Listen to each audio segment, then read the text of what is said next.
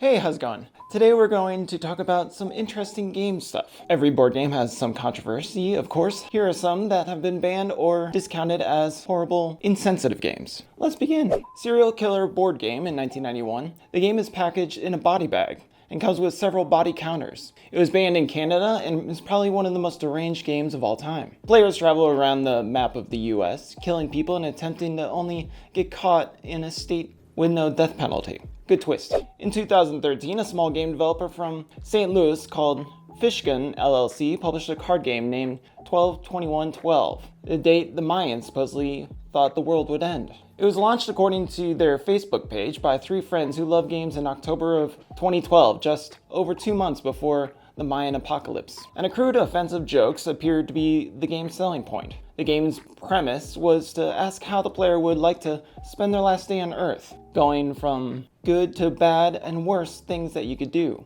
You could spend time with loved ones, of course, but you'd give in more points with the more heinous things that you could do, from murder to rape and so forth. What a fun, dark game. Today, however, there is no tomorrow. You can drink, play, games, murder, or even masturbate. Hell, you can even rape somebody, is what they said. I wonder if they made another game. Baby Quest in 2003. The premise is not surprising. The player who scores the most babes wins the game. There are 14 cards representing hunting grounds and 28 cards representing potential prey. The players in both senses of the name roll dice to see if they approach a woman and successfully win the game. Players can play with cards, serving with alcohol, and also catch their attention by cat whistles. The other players can utilize cards that can sabotage other players as well. Things like lame pickup line. Twinkies and Trolls was published in 1983 by the owners of a gay bar, Buddies, in Boston. The inventors described the game as a lighthearted reflection of gay lifestyle. Inspired by Hasbro, the game of life, players start from a closet and visit to their first gay bar, Bass in New York and San Francisco, to Florida, collecting trolls, gay slang for ugly men, and Twinkies, young attractive men. The game is famous for stereotypical and offensive situations, portraying both on the board spaces and the situation cards. Another fun, interesting one, not really. African Dodger was made up into a tabletop game for home use, complete with the head of an African American that rang a bell every time it was struck with a ball. It was one of the many target games published in this era. Surprisingly, Parker Brothers published this game, also the game of Samba, in the early 20th century, which featured African American characters to be targeted. Bean'em was a beanbag target game with black figures. Then there is the Jolly Darkie Target game, published in 1890 by Milton Bradley Company. And the Jolly Darkie is played on one end of the table. Players get to throw the ball through its mouth, and extra points assigned to each hole. Exhilarating. Now they have Monopoly. Another interesting game was made by a publisher, Capital Punishment, this time taking aim to the American legal system. Each player is given 4 criminals, murder, rapist, arsonist, and kidnapper, and the object of the game is to get all 4 either imprisonment or placed on death row or executed. Is the Pope Catholic advertised this game for nostalgia for Catholics and non-Catholics during the time before the Vatican II of 1962. It reshaped the church is the Pope Catholics. It takes a tongue-in-cheek look at the church when it was very rigid and contained a lot of to-dos and don'ts during that time frame. The developer, Richard Crowley, we think it contributes to healing some painful memories of these days for Catholics, as he said. Richard, along with his brother, are Roman Catholic, and they spent $50,000 and 4 years developing the game before it was released in the mid-1980s. Despite their efforts, they couldn't help but fall into stereotypes that raise eyebrows in the old Catholic community. Players roll die to progress along a route shaped like a cross or rosary, acquiring chips that elevate the player from altar boy to priest to bishop to cardinal to pope. If they land on a sin rosary bead, they draw a card and lose a turn in the box of confessional. War on Terror is a satirical board game, published in 2006, inspired by the Iraq invasion. It's a political strategy game in which players have to control an empire.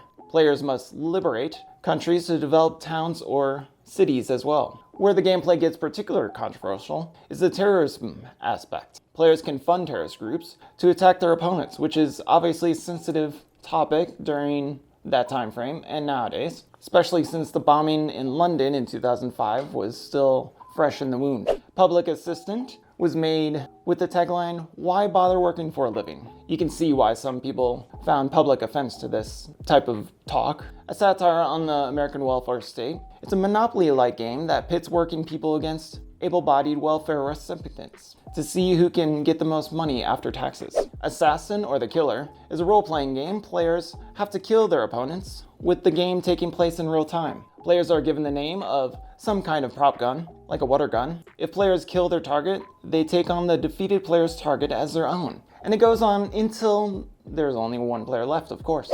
Ghettoopoly is another obvious offensive game for many reasons. It is a spin on Monopoly, and it is packed with racist stereotypes, with most gamers finding it tasteless at best. It was called officially racist by a local chapter of the NAACP. Retailers included Urban Outfitters. Hasbro sued the game's creator over the similarities to Monopoly. The court awarded damages for Hasbro to $400,000. Many places refused to sell it, of course. The Cakewalk is another board game. A little history of it. During the era in which it was still okay to have slaves and stuff, sometimes cakewalk events was held. These were a kind of party where all the slaves dressed up as white folk and paraded around like the people that they were trying to manipulate. The person who did the best impression of white people were awarded a cake, and apparently they made a board game of this. Here's the artwork. Gay Monopoly. Fire Island Games released the celebration of gay life in 1983, right in time for the decade of new gay right movements. Like so many spins on the classic version of Monopoly,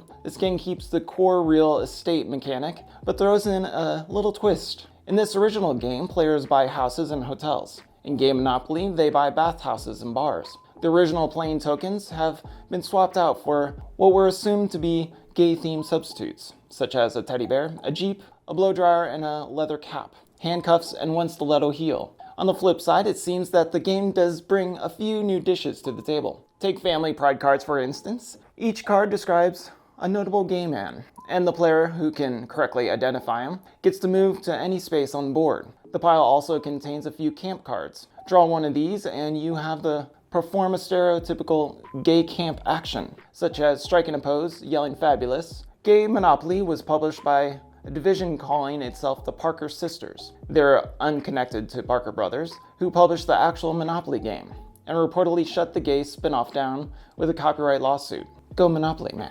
The sinking of the Titanic is another fascinating one. The game from Milton Bradley sends players around the board, rescuing passengers from the Titanic staterooms. You have to escort all the passengers to lifeboats before the ship goes down, of course, at which point the game shifts gears. And then you now have to hunt for food and fresh water by drawing cards. A rescue ship eventually shows up and players must race to it. The first one there wins the game. The sinking of Titanic received a ton of criticism, of course. It was released in 1975. The company released a sister version in the UK the following year, changing the title to Abandoned Ship. This version is set in Pacific Ocean, with a coral reef instead of an iceberg. The name change cost the company the Titanic title name recognition. But since people weren't easily eager to play the game, with the horrendous thing that happened in history, it was probably for the best. Life as a Black Man is another interesting game. This underground game was released from 1999, offered a simple yet heavy message. Life as a Black Man is hard.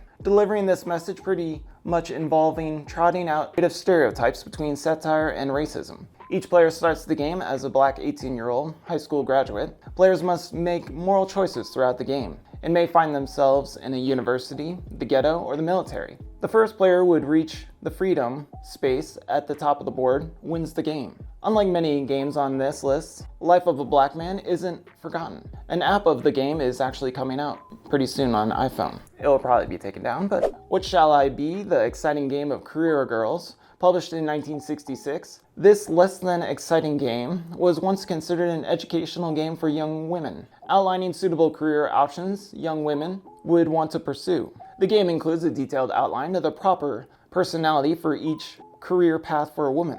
It is perhaps no surprise that the only option included in the 60s game were a teacher, airline hostess, actress, nurse, model, or ballet dancer. The male counterpart of the game, published by the same company, had career options such as lawyer, astronaut, and doctor. Fortunately, the game was updated in 1976, swapping the stereotypical women roles for such career paths as medical school and law school as well. Another racist one, black and whites. According to publisher Dynamic Design Industries, despite housing the discrimination through the absurdity of living in different worlds while playing on the same board, they said, at the beginning of the game, players choose to either be black or white, and the choice handily determines who wins the game. The whites comprise the majority of players, start with $1 million, and can buy property anywhere on the board. The black counterparts are the minority, start the game with only 10,000, and can't buy many properties at all. These properties that the players fight over range from the ghetto to outer ghetto to lower integrated